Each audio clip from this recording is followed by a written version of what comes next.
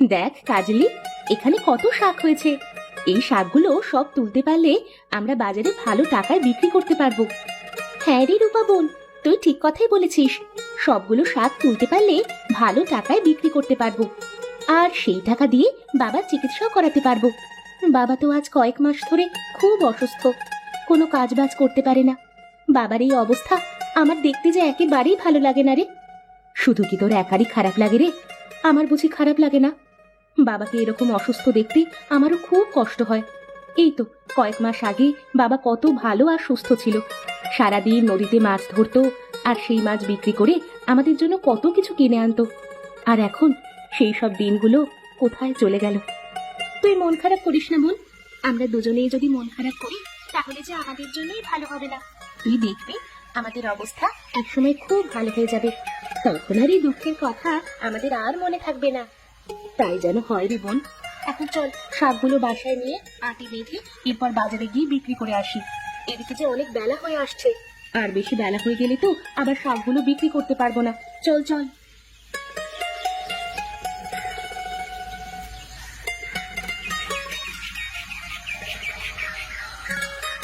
কাজের বোন, তুই বাবাকে একটু দেখে আয়। এই ফাঁকে আমি শাকগুলো সব আটি বেঁধে নিচ্ছি, গিয়ে দেখ বাবার কোনো কিছুর প্রয়োজন আছে কিনা। ঠিক আছে, তুই তাহলে জলদি করে শাকের আটিগুলো বেঁধে ফেল, আমি এখনই বাবার কাছ থেকে আসছি।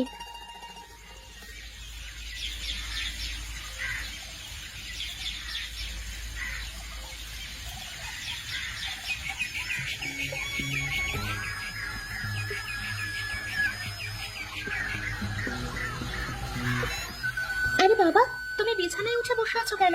শুয়ে পড়ো, তোমার যে শরীর খুব অসুস্থ।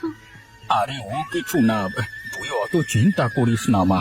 তুই বরং আমাকে এক গ্লাস জল এনে দে মা, আমার খুব জলের পিপাসা পেয়েছে। আচ্ছা ঠিক আছে বাবা, আমি তোমার জন্য এখনই জল নিয়ে আসছি।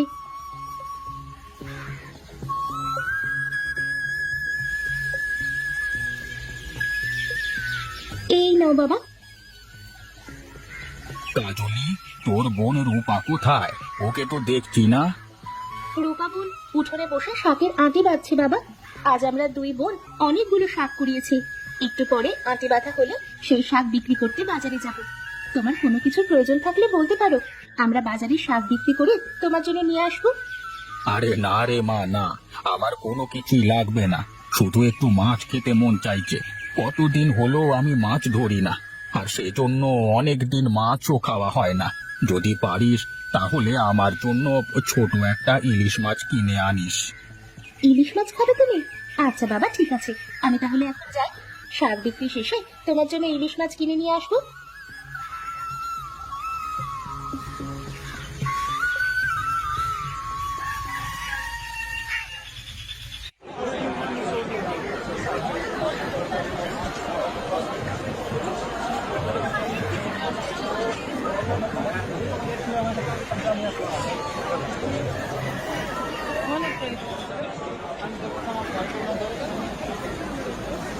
আরে রূপা বোন, সব শাক তো বিক্রি করা হয়ে গেছে।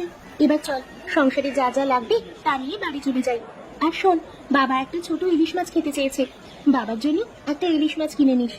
হ্যাঁ কাজলি বোন, ঠিক আছে, বাবা যেহেতু খেতে চেয়েছি সেহেতু একটা মাছ কিনে নেব। এখন চল।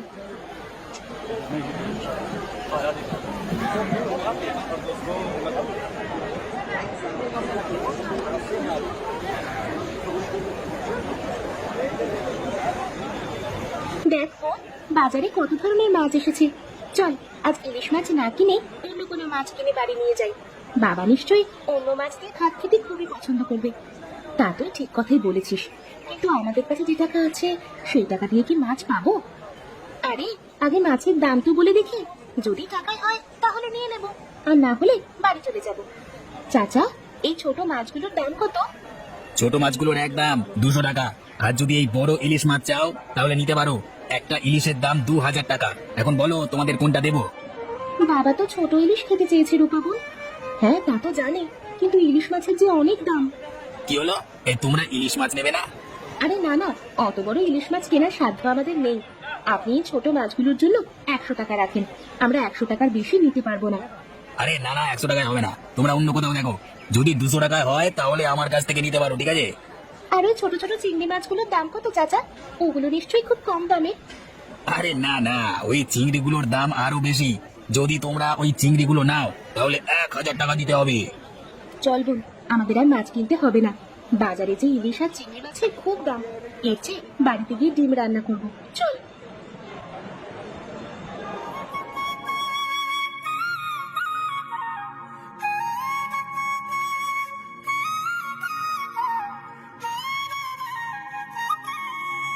দেখেছিস রূপা, বাজারে ইলিশ মাছ আর চিংড়ি মাছের কত দাম। যদি আজ বাবা অসুস্থ না থাকতো তাহলে আমাদের জন্য অনেক ইলিশ মাছ আর চিংড়ি মাছ কিনে আনতে পারতো। তুই কি বলিস? তা তুই ঠিক বলেছিস, কিন্তু বাবা যে অসুস্থ, সে চাইলেও তো আর আমাদের ইলিশ আর চিংড়ি মাছ খাওয়াতে পারবে না রে। এদিকে আমরা বাবাকে ছোট একটা ইলিশও কিনে খাওয়াতে পারলাম না।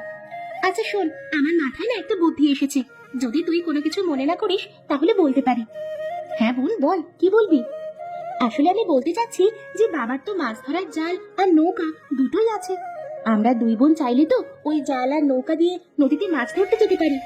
আরে তাই তো, তুই খারাপ কথা বলিসনি, কিন্তু আমরা মাছ ঠিক মতো ধরতে পারবো তো? পারবো না মানে 100 বার পারবো। তুই শুধু চল, দেখবি একবার না পারলে দুবার চেষ্টা করবো, তখন ঠিকই পারবো। তা তুই ঠিক কথাই বলেছিস, চল এবার।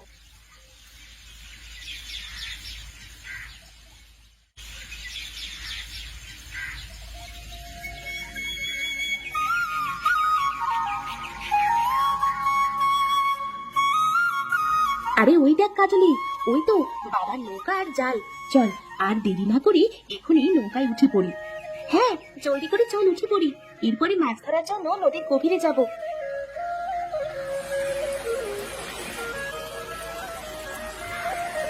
এই তো আমি উঠে বসেছি, এবার নৌকা বাইতে থাকবো, আমি মাঝখানে গিয়ে জাল ফেলবো।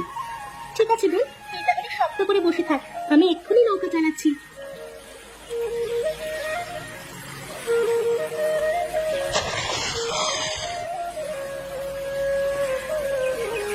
কি রে কাজলি, আমরা তো কোনো মাছ ধরতে পারছি না।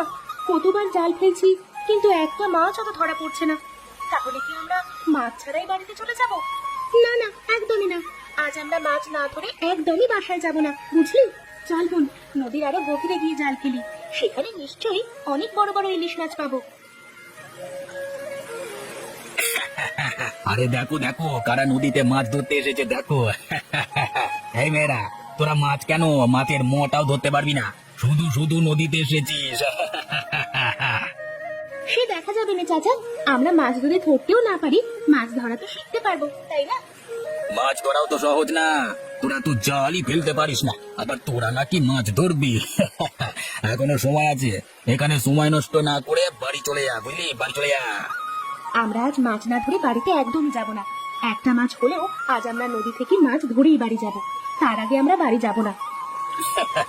সে দেখা যাবে নে, তোরা কেমন মাছ ধরতে পারিস আমি দেখবো। ওরা নাকি আবার মাছ ধরবে, শুনে যে আমার খুব হাসি পাচ্ছে।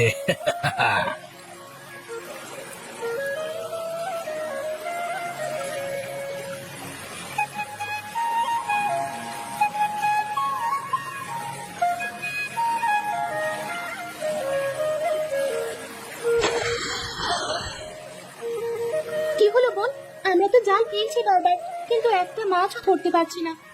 সেটাই তো বুঝতে পারছি না রে বোন, আসলে আমাদের সাথে হচ্ছেটা কি? এতবার জাল ফেললাম, একটা মাছ তো ধরা পড়বে, তাই না? এবার তুই আরেকবার জালটা ফেল, এবার যদি কোনো মাছ ধরা না পড়ে তাহলে আমরা সোজা বাড়ি চলে যাব, আর জীবনেও মাছ ধরতে আসবো না, বুঝলি? আচ্ছা ঠিক আছে, আমি তাহলে আবারও জালটা ফেলছি।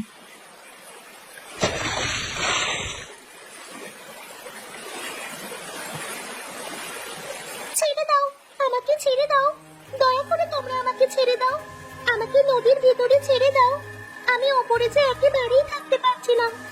আরে কি, এটা তো দেখছি কথা বলা মাছ। তাই তো দেখছি বোন, তোমরা আমাকে নদীতে ছেড়ে দাও, আমি যে ওপরে একেবারেই নিঃশ্বাস নিতে পারছি না, আমার যে খুব কষ্ট হচ্ছে। আজ আমরা সারাদিনে শুধুমাত্র একটাই মাছ পেয়েছি, এখন তুমি বলছো তোমাকে ছেড়ে দেবো, কিন্তু তোমাকে ছেড়ে দিলে আমাদের কি লাভ বলো? যদি তোমরা আমাকে ছেড়ে দাও তাহলে আমি তোমাদেরকে ইলিশ মাছ আর চিংড়ি মাছের বৃষ্টি দেব, কিন্তু কিভাবে? তুমি তো ছোট মাছ, আগে আমাকে জলে ছেড়ে দাও, তারপর দেখাচ্ছি। আরে কি, কিন্তু ইলিশ মাছের বৃষ্টি। শুধু ইলিশ মাছে নয় রে বোন, সাথে চিংড়ি মাছেরও বৃষ্টি। এতগুলো মাছ বিক্রি করলে তো আমরা অনেক ধনী হয়ে যাবো রে, আর সাথে বাবারও চিকিৎসা করাতে পারবো।